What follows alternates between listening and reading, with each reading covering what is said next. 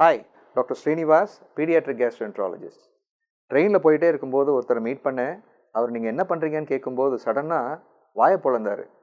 சின்ன குழந்தைங்களுக்கு எண்டோஸ்கோப்பியா அப்படின்னாரு. ஜி, டெய்லி நான் இதே தான் சந்திச்சிட்ருக்கேன், இதுதான் என்னுடைய டெய்லி பொழப்பு அப்படின்னு அவர்கிட்ட நான் புரிய வச்சேன். சின்ன குழந்தைங்களுக்கும் பெரியவங்கள மாதிரி சில வியாதிகள் வந்துச்சுன்னா அது என்னன்னு நம்ம அண்டர்ஸ்டாண்ட் பண்ணிக்கிறதுக்காக எண்டோஸ்கோப்பிங்கிறது அவங்களுக்கும் தேவைப்படலாம். என்ன டிஃபரன்ஸு?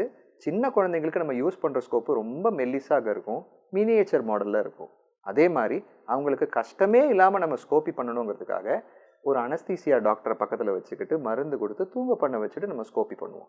இப்போ கூட எனக்கு ஒரு கால் இமீடியட்டாக வந்திருக்கு. குழந்தை தெரியாமல் ஒரு பேட்டரியை முழுங்கிடுச்சு, சீக்கிரமாக நம்ம எண்டோஸ்கோப்பை போட்டு ரிமூவ் பண்ணாட்டி அந்த இடமே புண்ணாகி பொத்தலாயிரும், சீக்கிரமாக வாங்க அப்படின்ட்டு. ஸோ இன்றைக்கி நான் சொல்ல வந்தது, சின்ன ஸ்கோப்பு சின்ன குழந்தைங்களுக்காக அவைலபிளாக இருக்குது. அது ஒரு டேஞ்சரஸ் ப்ரொசீஜரும் கிடையாது, லைஃப் சேவிங் ப்ரொசீஜராகவும் இருக்கலாம்.